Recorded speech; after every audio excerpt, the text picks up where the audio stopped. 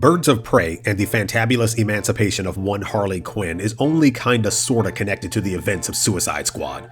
Margot Robbie is literally the one piece of connective tissue the two films share, and after viewing the trailer, I was curious to know how or even if it would pick up where that mess left off. Spoiler alert, it doesn't.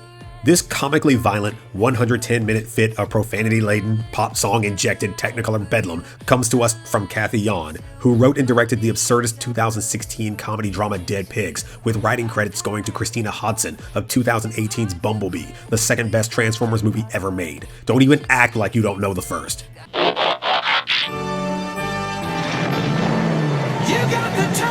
It opens with an answer to the first question that came into my head when I saw the trailer.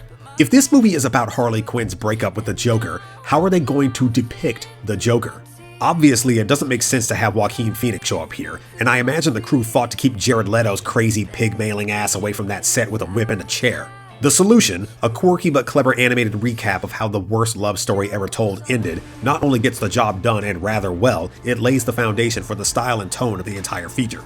There's text on the screen whenever new characters are introduced, Harley gets bonked on the head and hallucinates a song and dance number, and the whole thing culminates in a raucous Silver Age smackdown that looks to have come straight out of the head of Bill Finger.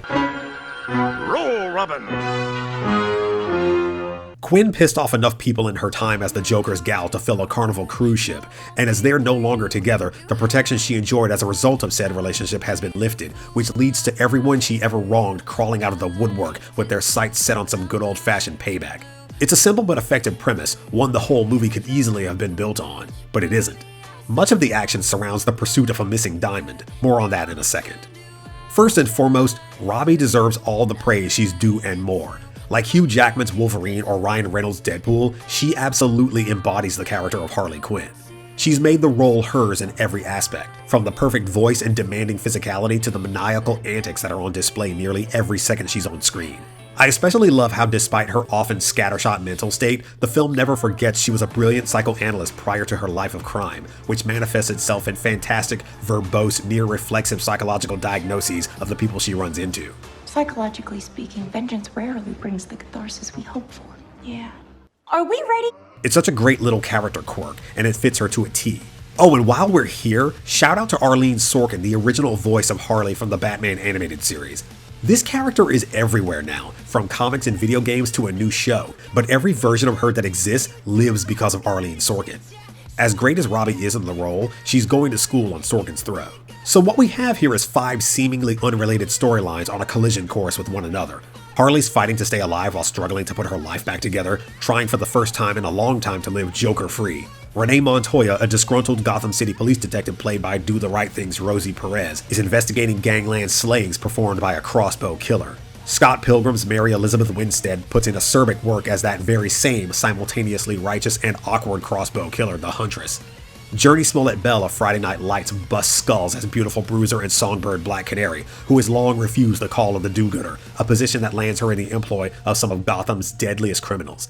And Ella J. Basco plays Cassandra Cain, a street-smart pickpocket who boosts and subsequently eats the aforementioned diamond that serves as the impetus for much of what unfolds over the course of the film. It's at once rudimentary and chaotic, the plot, relying for the first quarter of the runtime at least on a non-linear narrative structure of the sort Guy Ritchie became famous for.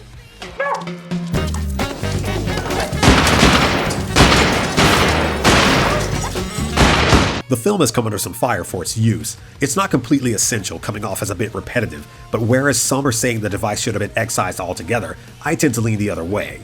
I wish the whole movie had been written that way, like Memento, with all of the events out of order for the duration, coming together to make narrative and thematic sense only at the end. The fact that the film abandons the technique less than a third of the way through only begs the question of why it's used at all. Ah, shit, I told this all wrong. Quick history lesson. Obi-Wan Kenobi fills the role of the nefarious, face-peeling psychopath Black Mask, the film's primary antagonist, and it's rare you get to see someone have this much fun in a part. Woo! Who's having a good time? You are! He really goes for it, oftentimes coming off like a cross between Robert Evans and Ric Flair. He's narcissistic and unhinged, but also just kinda pathetic. In fact, all of the men in this movie are this way. It contains not one positive depiction of a man, which honestly doesn't bother me. It probably should, but it doesn't. It's kind of the whole point.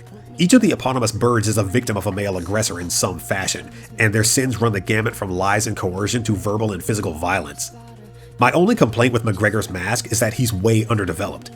And I wish I could say that problem ended with him. It don't. The same is true of his right-hand man, the scar-covered sadist Victor Zsasz, played by Chris Messina of the Mindy Project. Zsasz is a character from the comics I always hoped would turn up in the live-action Batman films. This marks the second time he has. You'll recall his brief appearance in Batman Begins, but he's still not given enough to do here, and it's kinda starting to irritate me.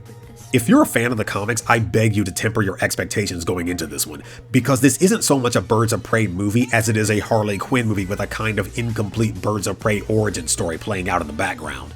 The names are there, but that's mostly all they are, names. I'm not even sure why Jan and Hodson felt the need to use Cassandra Cain. Ella J. Basco could easily have been anyone else, as this version of her shares none of the comic character's background. There's something they could have done with her that might have killed two birds with one stone, and I'll come back to that shortly. And I said it was a kind of incomplete origin story just now because there's no Oracle, and Birds of Prey without Oracle is like the Justice League without Superman. Black Canary and Renee Montoya get just enough backstory for you to understand why they're in the movie. Huntress luckily gets more, but it's not nearly enough.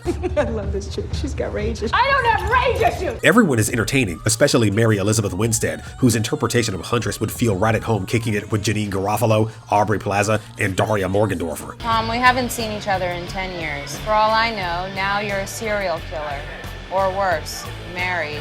She's great, I just wish there'd been more of her. Of all of them. The action sequences and fight scenes are well done, even if they're a little more Jack Reacher than John Wick. They're choreographed nicely, utilizing mostly wides and long takes so you never end up with Taken syndrome, but they sometimes feel slower than they should be, and it's difficult not to notice the many times Harley is surrounded by goons who were considerate enough to attack her one at a time instead of as a group, which is probably just the unfortunate result of living in a world where the raid exists. Another complaint of mine is that Harley is never outmatched. She gets into scraps and she puts her adversaries down with anything and everything from baseball bats to boot heels, and while it's never not cool, Double negative. It's tricky. I kept hoping someone would give her a run for her money, which is kinda why I wish Black Mask had 2 bodyguards instead of 1. And hold on tight for me. That second bodyguard? Lady Shiva. That way the birds have a real physical threat to deal with at the climax, somebody who can really run roughshod over them, and there's suddenly more to Cassandra Cain's story to explore. They're mother and daughter in the comics, FYI. And not for nothing, Harley has gymnastics on lock, Huntress has a crossbow, and Black Canary has a sonic bird call. Why couldn't Renee Montoya be an expert gunfighter? And when I say expert, I mean like some hybrid of Raleigh Vincent and Chow Yun-fat. Everybody has a fighting style unique to them, and Rosie Perez is just over here punching 200-pound guys in the stomach. Lean into the obvious John Wick influence and give her a gun. In fact, give her 2 guns. Give her all the guns. Ooh, guns, guns, guns! My griping aside, by the time Harley breaks into a police station at the halfway point and goes on a glitter grenade firing, rainbow smoke bomb blasting rampage, the film absolutely hits its stride where the action is concerned. It's a gorgeous scene. In fact, most of them are. The cinematography by Matthew Libatique of Visual Feast, Black Swan, and Requiem for a Dream captures magic with every burst of color, every set piece, every locale. And here's as good a place as any to talk about KK Barrett, whom you know from Spike Jonze's Her and Sofia Coppola's Marie Antoinette, and the production design. As much as I love the Dark Knight trilogy, I regret that Gotham City hasn't had a definitive visual stamp since Joel Schumacher's much maligned Batman and Robin. Chris Nolan's Gotham, with the exception of the Narrows and Batman Begins, just looks like Chicago, and Birds of Prey kinda follows suit. Until it gets to the climax and we are treated to a showdown at an abandoned amusement park that is so striking in its design both inside and out that it's a shame the rest of the city didn't look as stylish. I'm not mad at this movie at all. It's great fun, visually arresting, and deftly executed. I just wish more time could have been taken with everyone who isn't Harley. I wish it had been more story and less plot. I wish Cassandra Cain hadn't swallowed a diamond. I hope this rallies from the weekend grosses because I'd love to see an actual honest-to-God Birds of Prey movie starring the actual honest-to-God Birds of Prey. These actresses as well as their characters deserve a franchise, and I'm not certain that's going to happen now. Regardless of how enjoyable it is, my biggest fear is that Hollywood and Warner Brothers will see its opening numbers and take only the wrong lessons from it. Hey guys, thanks for tuning in. If you enjoyed today's episode, hit that subscribe button, leave a comment, and give us a like. Ring that bell so you never miss an update, and follow Tangent1985 on Twitter for more. I'm M. Glenn Gore, and I'll see you next time.